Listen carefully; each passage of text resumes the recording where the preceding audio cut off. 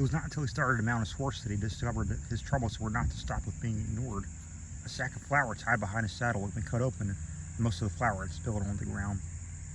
Angered, he turned to face the grins of the men seated along the walk. One of them, Bob Carr, a long, rangy rider from Henry Child's Block C, had a smudge of white near his shirt pocket, and another smudge near his right of his pants pocket. A sort of smear that might have come from a man's knife if he had cut a flour sack open and shoved the knife back into his pocket.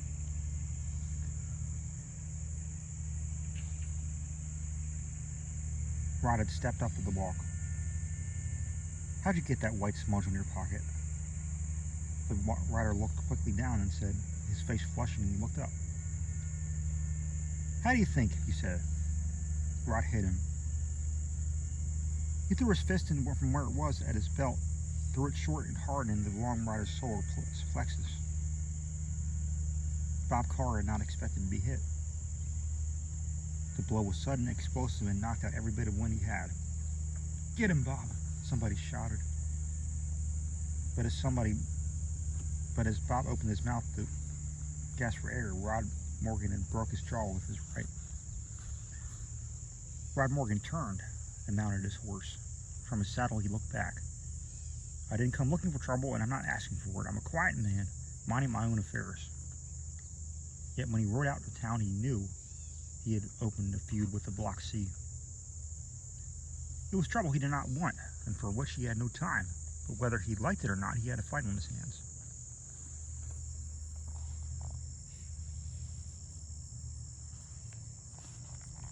When he returned to his cabin a few days later, after checking some cattle in the upper canyon,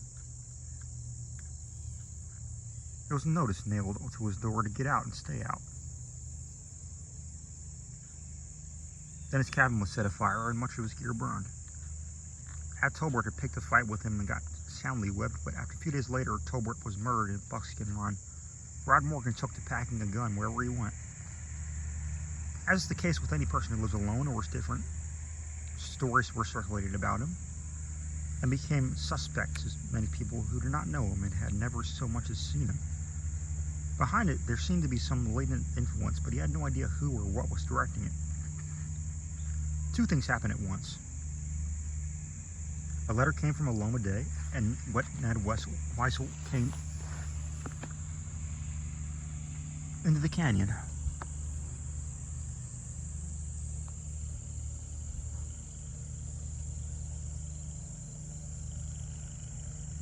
He had hesitated to suggest that Loma come west where the situation unsettled as it was, yet from her letter he understood what her situation must be.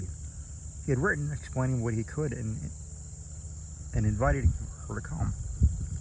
Weisel was a strange little man. Strange, yet also charming and interesting. From the first, he and Rod hit it off well, and so he told Rod about the gold. 3 men came west together, Weisel explained. Somewhere out in Nevada, they struck it rich. The story was they had $120,000 in gold, and they started back. They built a special wagon with a false bottom in it where they hid the gold. Then, with 3 wagons and all, they headed east. They got as far as Buckskin Run, and there, according to the story, Terrence Kopp and his gang hit them. 3 men were killed, and that was the end of it. Only there was another story. With gold, there almost always nearly is. One of Kopp's gangs was a friend of mine years later, and when asked about it, he claimed they hadn't killed nobody in Buckskin Run, nor had they stolen any gold. At the time it all took place, they were in Mexico, and he showed me an old newspaper story to prove it. So what the heck came of the gold, and who did kill the people in Buckskin Run? Nobody knows who killed them or how. Nobody knows what became of the gold either. $120,000 in gold isn't an easy thing to carry around in a country where people are inclined to be curious. According to the prices at the time, it would be right around 300 pounds of gold. There are people who are right interested in that gold who claim it never left Buckskin Run. There are others who declare nobody went in the canyon from the lower end, and nobody knows who buried the 3 who died there. Markers were set over the graves, and on each of the words No visible mark of death on these bodies. What do you think? That, Weisel said, smiling with puckish humor, is another question. I have an idea, but it's a fantastic one.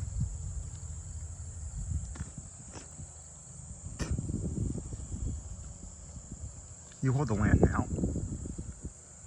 Will you let me look around? I'll give you 1/3 of whatever I find. Make it half? Weisel shrugged. Oh, why not? It'll be good enough for us both. Ned Weisel did not return to the cabin, so Rod had gone looking for him. He did not distrust the little man, but he was worried. He found Ned Weisel dead. He had been shot in the back. Rod Morgan knew that they had believed him guilty of the murder, as well as the killing of Ad Tolbert. No one accused him, although veiled references were made. Only today, on the trail, had he been directly accused. He had ridden through the bottleneck and down the stage trail, intending to ask the driver to let him know when Loma arrived, although she could scarcely have had his letter by now. The 5 riders had been about to enter the bottleneck. Jeff Cordell was leading, and one of the men with him was Reuben Hart, who had the name of being a bad man with a gun. He was the man Morgan watched. Howdy, he said. We're hunting strays, Cordell said. We thought we'd come in and look you over. Are you asking me or telling me? We're telling you. We don't need to ask. Well, then you come as far as you go. No cattle will come in but my own. A fence my neck, nothing can come in or go out unless they open the gate. Anytime you want to look around, just come and ask me when I'm home. We're going in. Now, Cordell said. If you're smart, you'll stand aside. I'm not smart, Rod Morgan said, waiting. Inside he was on edge, poised for trouble. I'm the kind of man who would make you ride in over at least 3 dead bodies. You decide what you're doing is worth it. Cordell hesitated. He was no fool. And Rod Morgan had already proved a surprise to both Bob Carr and Ed Tolbert. Cordell was a poker player, and Rod Morgan looked like he was holding a pat hand. He believed he could tell when a man was bluffing, and he did not believe Morgan was. He also was aware if anybody died, it was almost sure to be him. Let me take him, Reuben Hart shoved his horse to the floor. I never liked you, Morgan, and I believe you're bluffing. And I believe you're yellow. Reuben went for his gun as he spoke, and Reuben was a fast man. Cordell and the others were cowhands, but not gunfighters. They could handle their guns, but were not in the class of Reuben or Gally Hart. Very quickly they realized they were not in the class of Rod Morgan either, for he had drawn and fired so fast that his bullet hit Reuben even as that gunman's pistol cleared leather. Reuben slid from his saddle and sprawled on the ground, and Rod Morgan was looking over his pistol at them.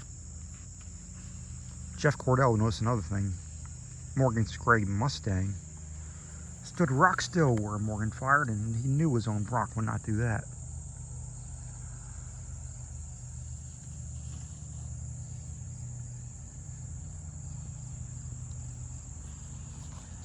Jeff Cordell put both hands on the pommel of the saddle. For a man with a horse like that and a drawn pistol, killing the rest of them would be like shooting ducks in a barrel. The arrival of the stage saved their faces, and they loaded Hart into the saddle and headed home for the ranch. Headed for the home ranch. Andy Shank expressed an opinion they were all beginning to share. You know, Shank said when they had ridden a couple miles, I believe that gent intends to stay. Nobody said anything, but Andy was not easily squelched. Anyway, he added, he seemed right serious about it. But Andy never liked Reuben Hart anyway. He'll stay. Cordell's tone was grim. Rube was never the gun hand Dally is, and Dally will be riding the Buckskin run. Back on the ranch, Rod Morgan stripped the saddle from the gray and turned it into the corral. Carrying the saddle into the log barn, he threw it over the rail. Alone in the barn, he stood for a moment into the shadowed stillness. He had killed a man. It was not something he liked to think about. There had been no need to look over his place, over his strays.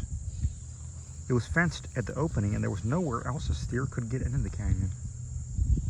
Nor did the Black Sea have any cattle running into the area.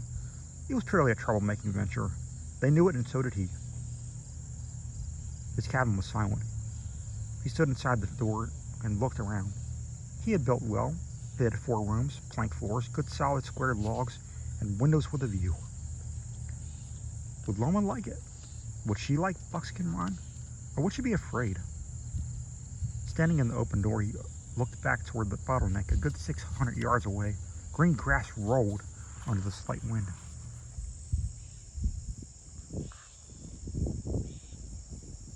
And the run, about 50 yards from the house, could be plainly heard. The rock-high walls made twilight come early, but the canyon was beautiful in any light. He closed the door and began preparing his supper. He knew what would come now, and there was nothing he could do to prevent it but run. And he would not. He could not do that. All he had was here. His hopes, his dreams, all his money he had been able to get together, and all his hard work. People he talked to had told him about the hearts, watching his expression as they told him. Now that he had killed Reuben, there was no way he could avoid trouble with Dowley. He hoped that would end it, and surely would, for one or both of them. The Black Sea had been against him from the start, and he had no idea why. Were they always so clannish against strangers? Were they offended by his refusing a job? His thoughts returned to his talk with Ned Weisel. He liked the little man, but he had brought questions. Who had killed the 3 men from Nevada? What had become of their wagons? What had become of their gold? And what became of the killers themselves? A few things he had learned. Several of the stories about him, other than those from the malicious tongue of M. Shipton, they come from the Black Sea, apparently from Henry Childs, a man he had never seen. He was also aware that Mark Brewer wanted him off Buckskin Run. Brewer had even gone so far as to offer him a nice little ranch with some distance from the run, and for a very reasonable price. He fixed the bears to meals and then sat alone to eat it, thinking of Loma. Where was she now? Had she received his letter? Would she come? Dared he bring her into all of this? How would she react to what happened today, for example? In the world from which she came, the killing of one man by another was a crime. And even done in self-defense, it was somehow considered reprehensible. Yet soon all that would be over, and there would be peace on Buckskin Run. Or so he hoped. His thoughts returned to the stories. Was there gold buried here? If so, he hoped to find it would soon be found. And so people would stop talking about it and looking for it.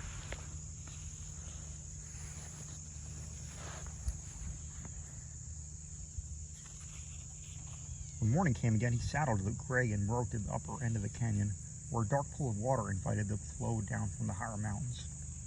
He noticed the grays there before this, but he had no time to examine them. Yet there they were tangible evidence that something had happened here in Buckskin Run. Why had Weisel been murdered? Merely to cause trouble for him? That was ridiculous. Or was the peddler dangerously close to a secret nobody wanted revealed? What fantastic idea had Weisel had there at the end? Rod Morgan wished desperately that he knew. That secret might lead him to the solving of the mysteries and end in them. He sat down from the gray and walked over to the 3 graves. Side by side, and what he had not realized, each was marked with the name of the man who lay there. Somehow he had gotten the impression that their names were unknown. Nat Tenadu, Harry Kidd, John Cooney. Well, what do you make of that?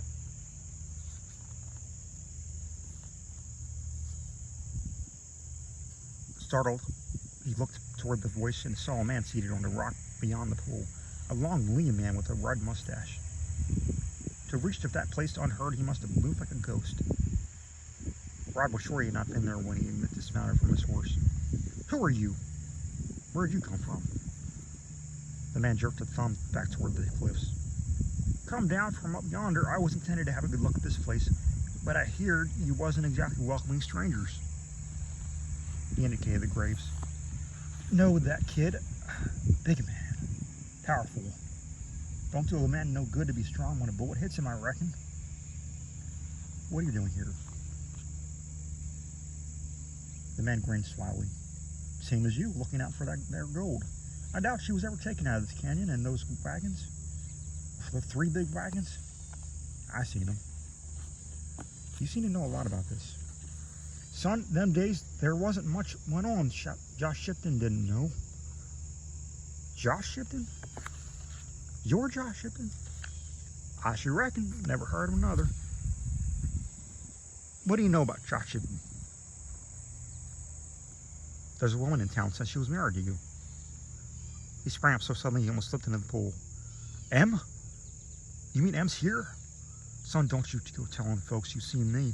Especially not her. That woman would be the death of a man. Nag, nag, nag! Morning till night. He spat and squinted his eyes at Rod. She married again? That's a marrying woman, that one. Not yet, but I hear she has Henry Childs in mind. Childs? I reckon she'd think of him. She's money hungry, that woman is. He chuckled suddenly. Hee. I reckon that would serve old Henry right. It surely would. Do you know him? Shipton's expression changed. Me? No, I don't know him. Heard of him. Then he added. He ain't safe to know. He's just a rancher, isn't he? Shipton shrugged. Maybe he is, maybe he isn't. Some folks get powerful and pleasant about those who ask questions. Nothing was to be done with Shipton present, yet Rod was sure that somewhere in the vicinity of the basin he would find a clue to the mystery of Buckskin Run. Those wagons had to come. Had to go. Had to have gone somewhere, and it would have taken an army of men or as many teams to hoist wagons off the cliffs.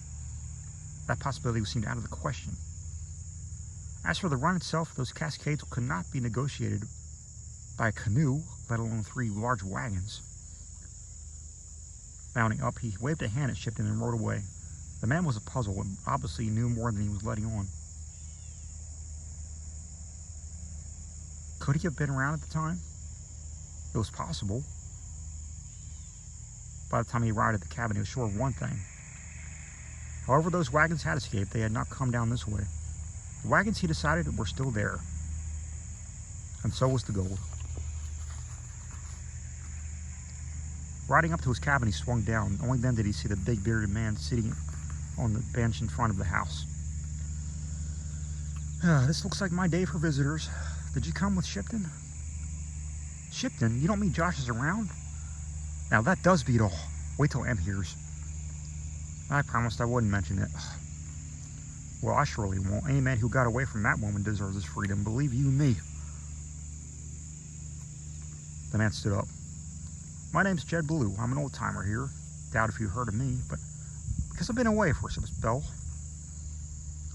Trapped fur in this country. I come in with Larson the first time. Had anything to eat? Blue glanced at the height of the sun. Reckon it's getting on a time. He followed Morgan inside. You made a lot of enemies, son. I didn't ask for them. That was a neat gun job you did on Reuben Hart. Don't know as I ever saw it done better. You saw that? Where were you, on the stage? I was. And there were some other folks on it, too, including M. Shipton and a jet named Brewer. They've been to Santa Fe, it seems like. He glanced at Morgan. There was a girl on that stage, too, named Loma Day. Loma! Here, but how? She said she'd come on without waiting word from you. She had nothing back from where she came from. My feeling was that she thought she'd better make the trip while she still had the money. But why didn't she say something? She must have seen me. Jeff Blue was slicing some beef from a cold roast. You gotta think of her and how it must have seemed. Women folk are different from us. And she being from the east and all. Em Shipton, she'd be telling her what a bad hombre you were. And then she comes up and when you just killed a man. That killing seemed like proof of all they've been saying about you. She's down to Cordova now, and I figured I'd better break the news to her so you can plan on what to do. He paused. She may not welcome you with open arms. It can't be helped. I must see her. You hold on. Just think about it. I might. In the first place, she's a mighty fetching young woman, and that brewer may have some ideas of his own. He's a fine-looking man, and one who usually gets what he wants. You better sit down and think this through before you go in there or fogging. Also, you got to remember, there will be folks expecting you now. They know this girl has come out to see you and shipping them to everybody in town, so they may just be waiting for you, son. You got to think about it. Blue was silent for a moment, and then he asked, "This here brewer now, does he wear a gun? Do you know anything about him?" "I never saw him with a gun, but I've only seen him once or twice." "I was wondering, it reminds me somewhat of a man I knew one time, a long way back." They were sitting eating in silence when Rob suddenly looked up. "You didn't ride all the way out here just to tell me about Loma." Jed Blue tipped back at his chair, his huge body dwarfing the table at which they sat. "Reckon I didn't, son. It was sort of looking over the lay of the land." "In other words, you're gold hunting?" Blue chuckled, plucking in his beard. "Right on the point, ain't you? I like that. I like a man who comes right out with it. So if I find it, what then?" "You keep half." Blue laughed. "You do speak out. What if I don't aim to give you none of it?" Rod Morgan rested both hands on the table. He was not smiling. "Friend, I'm grateful for telling me my girlfriend was in Cordova, but half of whatever you find is enough. The gold is on my land, but if you find it, you keep half. You try to leave all of it, and you'll have to shoot your way out." Blue chuckled. "Of course, you might not find it so easy as that with heart. I shuck a gun pretty good myself, but I've had a bit more experience." He cut off a slice of beef and placed it between two pieces of bread. "What are you going to do with your half? Do you like buy cattle, stock this place? Fix it up a mite and then hire a few hands."